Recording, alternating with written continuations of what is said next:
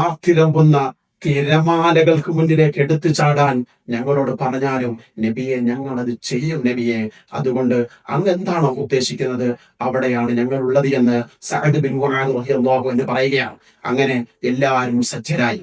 70 മുഹാജിറീങ്ങളുണ്ട്, 253 അൻസ്വാരികളുണ്ട്.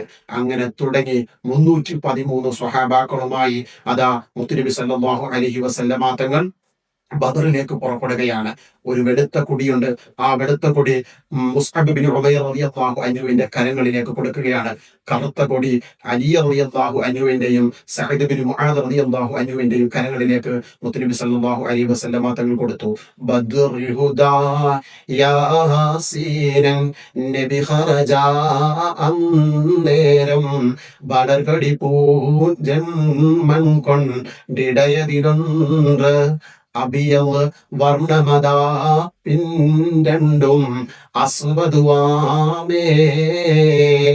വെളുത്ത കൊടി മുന്നിലും 2 കൊടികൾ ബാക്കിലുമായി അതാ റസൂലുള്ളാഹി സ്വല്ലല്ലാഹു അലൈഹി വസല്ലമ തങ്ങളുടെ നേതൃത്വത്തിൽ അതാ മദീനയിൽ നിന്നും ബദറിലേക്ക് പുറപ്പെട്ടു. അങ്ങനെ ബദറിൽ വെള്ളം ഉള്ള സ്ഥലത്ത് അതാ മുത്തനബി സല്ലല്ലാഹു അലൈഹി വസല്ലമ സംഘവും തമ്പടിക്കുകയാണ്. അവിടെ നല്ല ചെളി പുരണ്ടിട്ടുണ്ട്.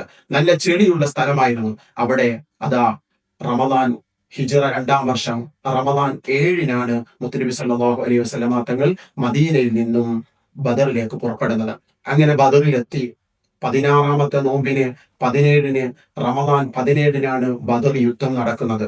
16-ന് മുത്തനബി സല്ലല്ലാഹു അലൈഹി വസല്ലമ തങ്ങളും എല്ലാവരും വ്യാഴാഴ്ച ദിവസം അവിടെ തമ്പടിക്കുന്നു, അവിടെ നിൽക്കുന്നു. അങ്ങനെ ആ ദിവസത്തിൽ നല്ല മഴ പെയ്യും. ആ മഴ പെയ്തപ്പോൾ എല്ലാ സ്വഹാബാക്കളും കുറഞ്ഞ സ്വഹാബാക്കളൊക്കെ ചേർന്ന് അവിടെ ചെറിയൊരു തണൽ കെട്ടുകയും അതിനുള്ളിലേക്ക് വെള്ളം ശേഖരിക്കുകയും ചെറിയ ഹൗളുകള് ഹംസ റളിയല്ലാഹു അൻഹുവിന്റെ നേതൃത്വത്തിലൊക്കെ നിർമ്മിക്കുകയൊക്കെ ചെയ്തു.